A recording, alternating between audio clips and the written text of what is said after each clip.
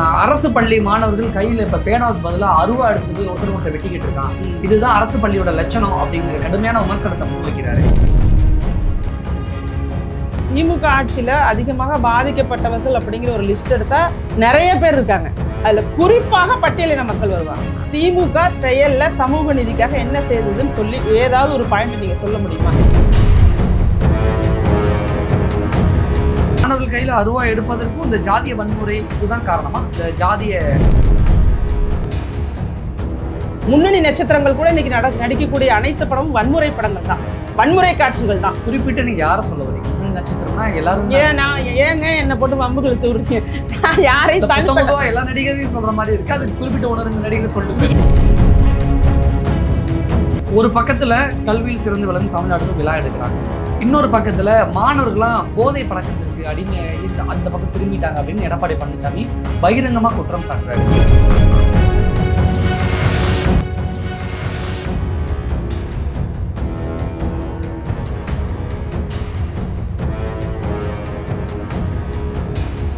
வணக்கம். இன்றைய நமது சிறப்பு விருந்தினர் அனைத்து மக்கள் அரசியல் கட்சியின் நிறுவன தலைவர் ராஜேஸ்வரி பிரியா அவர்கள். வணக்கம் மேம். வணக்கம். எப்படி மேம் இருக்கீங்க? நல்லா இருக்கேன். அதிமுக பொதுச் செயலாளர் எடப்பாடி பழனிசாமி பிரச்சாரங்களில் முன்வைக்கக்கூடிய முதல் குற்றச்சாட்டே அரசு பள்ளி மாணவர்கள் கையில் இப்போ பேனாவுக்கு பதிலாக அருவா எடுத்துட்டு போய் ஒருத்தர் வெட்டிக்கிட்டு இருக்கான். இதுதான் அரசு பள்ளியோட லட்சணம் அப்படிங்கிற கடுமையான விமர்சனத்தை முன்வைக்கிறாரு. ஏதோ அங்க ஒண்ணு இங்க ஒண்ணு நடக்கிறதுங்கிறதுக்காக அப்படி பொதுவாக அங்க ஒண்ணு இங்க ஒண்ணு நீங்க சென்ற ஆட்சியில நடக்கலையே. இந்த மாதிரி பள்ளிக்கூடத்துல அருவாளை தூக்கிக்கிட்டு போய் 15 வயசு 16 வயசு பசங்க +1 படிக்கிற பசங்களுக்குள்ள வெட்டிக்கிட்ட சம்பவங்கள் இது வரைக்கும் நடக்கலையே. ஆசிரியர்கள் தான் பொறுப்பு, பள்ளி நிர்வாகம் தான் பொறுப்பு. ஆனா அவங்க பாவம் இல்லையா? மாணவர்கள் ஏதோ அறியாம தெரியாம பண்ணக்கூடிய விஷயத்தினால ஆசிரியர்கள் பாதிக்கப்படுறாங்க. இல்ல இதுல இந்த இடத்துல என்ன பண்ணணும்னு நீங்க சொல்ல வரீங்க? இல்லைங்க, இதுல பாதிப்பு அப்படிங்கிறது இது ஒட்டு மொத்தமாக நம்ம ஏன் அரசாங்கத்தின் பக்கம் சொல்றோம்னா, சமூக நீதியை காப்பாற்றணும் அப்படின்னு சொல்லக்கூடிய அரசு சாதிய வன்மத்தை தூண்டுறாங்க நிறைய இடங்கள்ல.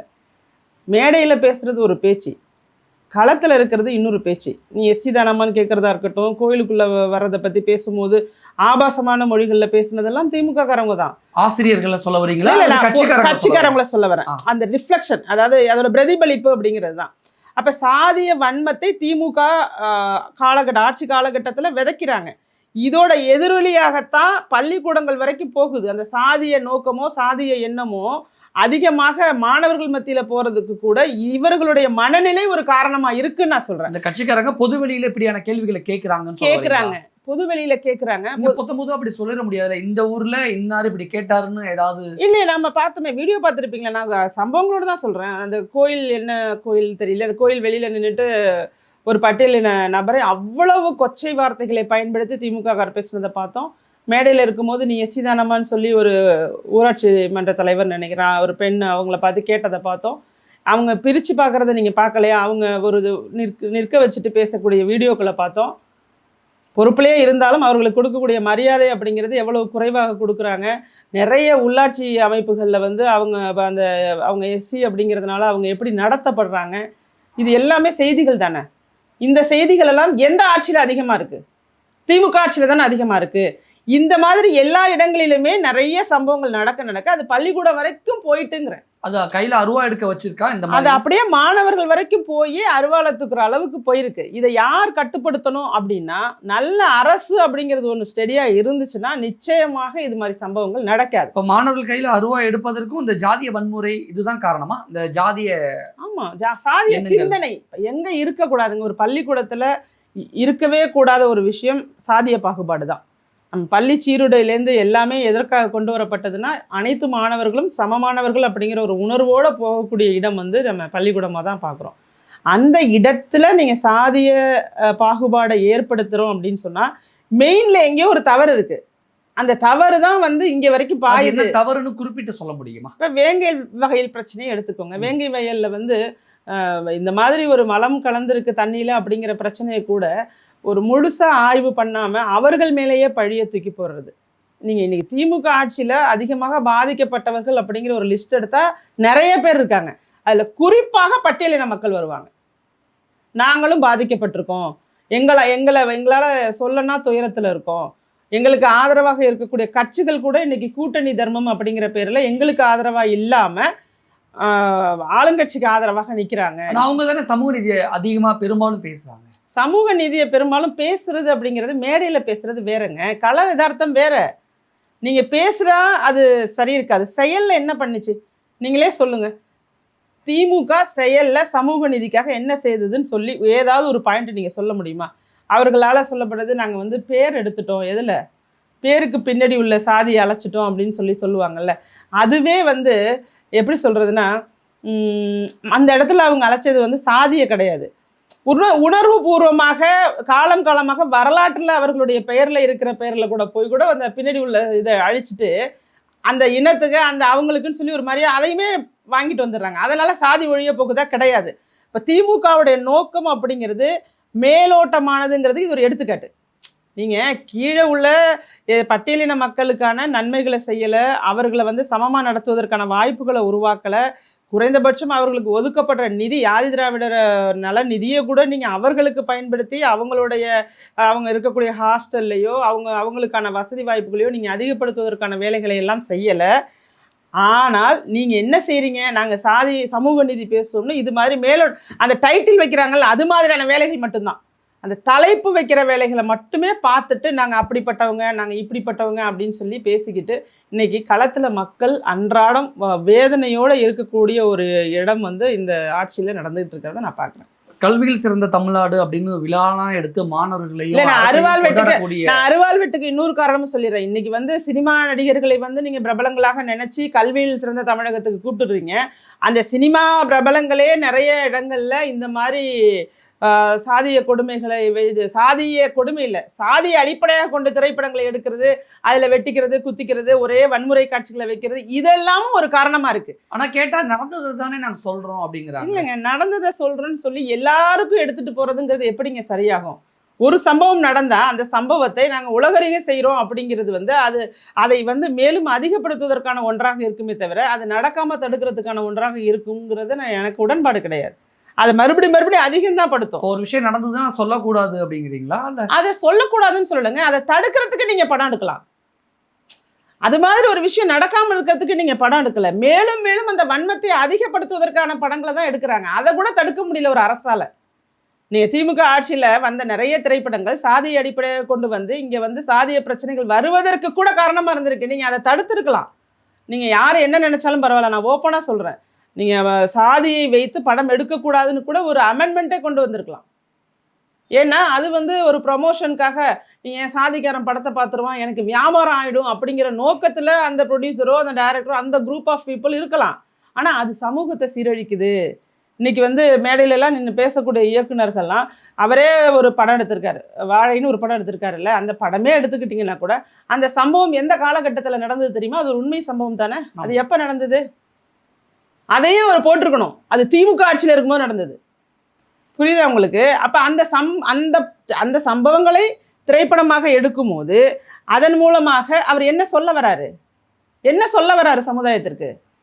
இதையே மாற்றி இன்றைக்கு ஹையர் பொசிஷன்ஸ்ல இருக்காங்க, இன்னைக்கு படிக்கிறதுக்கான வசதி இருக்கு, இன்னைக்கு உங்களுக்கு நிறைய ரிசர்வேஷன்ல நிறைய இடங்கள்ல வாய்ப்புகள் உருவாயிருக்கு, நீங்க மருத்துவராக சுலபமா ஆகலாம், அரசு பள்ளியில படிச்சா கூட 7% இடஒதுக்கீடு இருக்கு, இதையெல்லாம் வச்சு படம் எடுங்களேன். அப்போ உங்களுடைய நோக்கம் மேலும் மேலும் நம்ம வதைக்கப்பட்டோம், நாம துன்பப்படுத்தப்பட்டோம், நாம இப்படிதான் இருந்தோம், அதனால நம்ம வந்து இப்படி அந்த மனநிலையம்னா மேலும் அவர்களை வந்து கோபப்படுத்துகிறது. இப்படிலாம் நடத்தியிருக்காங்களே அப்படிங்கிறத கோபப்படுத்துறதை வச்சு பணம் சம்பாதிக்கணும்னு நினைக்கிறாங்களே தவிர இந்த சமுதாயத்துல ஒரு சமநிலையை ஏற்படுத்துறதுக்கோ எல்லாரையும் நட்புறவோடு நடத்துறதுக்கோ ஒரு திரைப்படங்கள் வர்றதில்லை. பள்ளிக்கூடங்கள்ல பரவுறதுக்கு காரணம் cinema also one of the ஃபேக்டரா இன்னைக்கு இருக்குங்கிறத சொல்ல வரேன். அருவாளை தூக்க வச்சதுக்கு காரணமே சினிமான்னு தான் நான் நினைக்கிறேன். முன்னணி நட்சத்திரங்கள் கூட இன்னைக்கு நடிக்கக்கூடிய அனைத்து படமும் வன்முறை படங்கள் தான், வன்முறை காட்சிகள் தான். குறிப்பிட்டு நீங்க யாரை சொல்ல வரீங்க? முன்னணி நட்சத்திரம்னா எல்லாரும் ஏங்க என்ன போட்டு வம்புகள் தூர்றீங்க? யாரையும் தனிப்பட்ட எல்லா நடிகரையும் சொல்ற மாதிரி இருக்கு, அது குறிப்பிட்ட 1-2 நடிகரை சொல்லிட்டு இல்லையே. திரைப்படங்களை வரிசைப்படுத்திக்கிங்களேன். சொல்ல வரீங்க? கூலி வந்துச்சு, நீங்களே சொல்லுங்க. நீங்க சொல்லுங்க. இல்ல வன்முறைன்னு சொல்லிட்டேன். எதுல எல்லாம் வன்முறை காட்சி இல்லாத படங்கள் ஏதாவது சொல்லுங்களேன். அப்ப சினிமா நடிகர்களை பார்த்து நீங்க பயப்படுறீங்க அப்படிதானே மக்கள் நினைச்சுப்பாங்க. ஐயே, நான் ஏங்க சினிமா நடிகர்களை பார்த்து பயப்படுறோம்?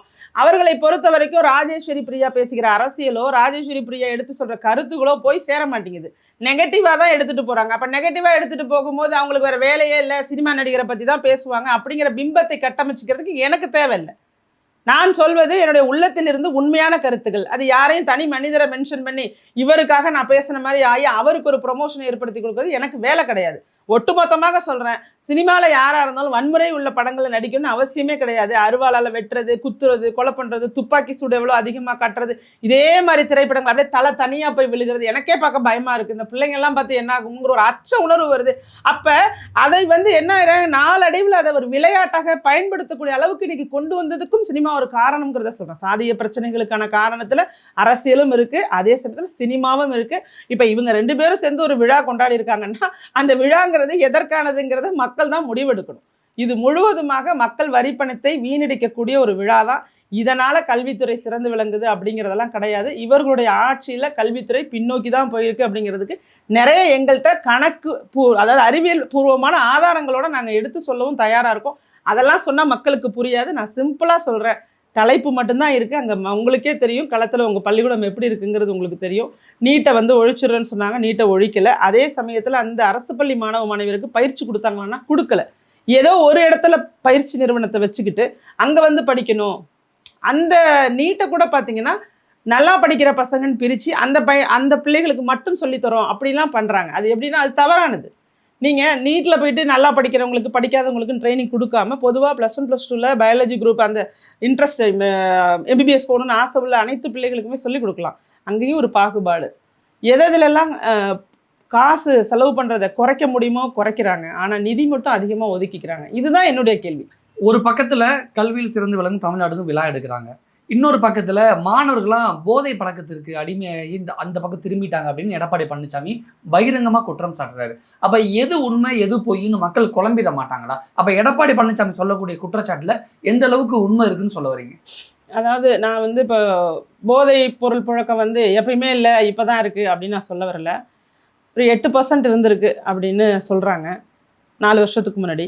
இந்த 4 ஆண்டு காலம் இதுக்குள்ள 24% தாண்டிட்டுங்கிறாங்க. இதுல பள்ளி மாணவர்களும் போதைக்கு தெளிவா சொல்றேன்.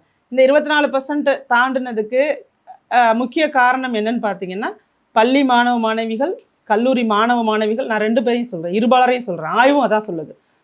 நாமக்கல் போன்ற மாவட்டங்கள் எல்லாம் ஆய்வெடுத்தே சொல்லிட்டாங்க, இத்தனை மாணவர்களுக்கு இவ்வளவு பேர் பயன்படுத்துறாங்க, அவங்க என்ன மாதிரியான போதைப் பொருளை பயன்படுத்துறாங்கிறது வரைக்கும் எல்லா விளக்கமும் எங்களுக்கு தெரியும். அப்ப பள்ளி மாணவ மாணவிகள்லாம் இன்னைக்கு பிஸ்கட் வடிவத்தில் இருக்கக்கூடிய போதைப் பொருள், கஞ்சாவா அது வேற என்ன போதைப் பொருளோ, பிஸ்கட் வடிவத்தில் இருக்க போதைப் பொருளை பயன்படுத்துகிறாங்க. கல்லூரிகளில் நிறைய பேர் ஊசி போட்டுக்கிறாங்க. நிறைய மாத்திரை வடிவத்தில் கூலிப்பு, ஏதோ அந்த பள்ளி 8வது 9வது படிக்கிற பசங்கள்லாம் கூலிப்புன்னு சொல்லி ஒரு போதைப் பொருளை பயன்படுத்துறது. இது அது நிறைய ஏகப்பட்டது. அது பேரெல்லாம் சொல்லி அதெல்லாம் சொல்லவே எங்களுக்கு மனசு கஷ்டமாக இருக்குது. நிறைய போதைப் பொருள்கள் பள்ளி வளாகங்களை சுற்றி, கல்லூரி வளாகங்களை சுற்றி எப்படி விற்க முடியும்? அதை விற்கணும்னா நிச்சயமாக அங்க இருக்கக்கூடிய ஆளுங்கட்சியினருடைய உதவி இல்லாம விற்க முடியாது. இப்போ ஆளுங்கட்சி தான் அதெல்லாம் விற்குதுன்னு சொல்ல வரீங்களா? அதை விற்குதுன்னு நான் சொல்ல வரல. அதையும் விற்கிறாங்க, விற்கிறவங்களுக்கு உறுதுணையா நிற்கிறாங்க. 2மே நடக்குது. இந்த 2ம் இல்லாம போதைப் பொருள் புழக்கம் இருக்க முடியாது. அப்ப ஆளுங்கட்சியினரோட இன்வால்மெண்ட் இருக்கிறதுனால காவல்துறையால நடவடிக்கை எடுக்க முடியல. காவல்துறையோட கைகளை கட்டிடுறாங்க. கட்டுப்படுத்தி அவங்களோட அதிகார திமிர், அதிகார துஷ்பிரயோகத்தினால இன்னைக்கு போதைப் பொருள் புழக்கம் எண்ணிலடங்காமல் எங்கே பார்த்தாலும் இருந்து, நம்மலாம் ஒரு பெண்ணாக இருந்து நம்ம குழந்தைகளெல்லாம் நினச்சி பார்க்கும் போது ரொம்பவே மனசு பதட்டம் அடையுது. நான் கூட அக்டோபர் மாதம் 2ஆம் தேதி போதைக்கு எதிராக தான் ஒரு பொதுக்கூட்டம் நடத்துகிறதா இருக்கேன். அந்த நிகழ்வுலாம் இப்போ வீதிக்கு வீதி நடத்த வேண்டிய அவசியம் ஏற்பட்டிருக்கு.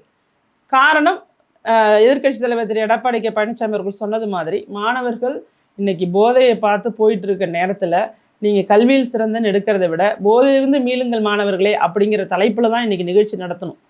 உண்மையான அரசு நடத்தணும் அப்படின்னா இன்றைக்கி நிலைமைக்கு நடத்தணும்னா போதையிலேருந்து மீட்டெடுக்க போகிறோம் நாங்கள் மாணவர்களை. அதற்கான ஒரு விழிப்புணர்வு நிகழ்ச்சியை நீங்கள் மாதம் மாதம் ஒன்று கூட மக்கள் வரிப்பணத்தில் நடத்துங்கிறேன். அது தவறில்லை. ஏன்னா இன்னைக்கு பெரிய பிரச்சனையாக இருக்கக்கூடிய ஒரு விஷயத்தை நோக்கி அரசு நகருதுன்னு நினைக்கலாம். ஆனா ஒண்ணுமே இல்லாததுக்கு மேடையை போட்டுட்டு கல்வியில சிறந்திருக்கோம், எனக்கு கல்வி, இது என்ன மாதிரியான போக்குன்னு எனக்கு புரியல. இந்த பெருமைகளை பேசி இது மாதிரி ஒரு விழாவை எடுத்து நீங்க ஓட்டு வாங்கணும்னு நினைச்சீங்கன்னா மக்கள் நல்லாவே புரிஞ்சுக்குவாங்க. உங்களுடைய ஒவ்வொரு செயலும் சுலபமாக மக்கள் வரிப்பணத்திலேயே நீங்க தேர்தல் பிரச்சாரத்தை தொடங்கி இருக்கீங்க.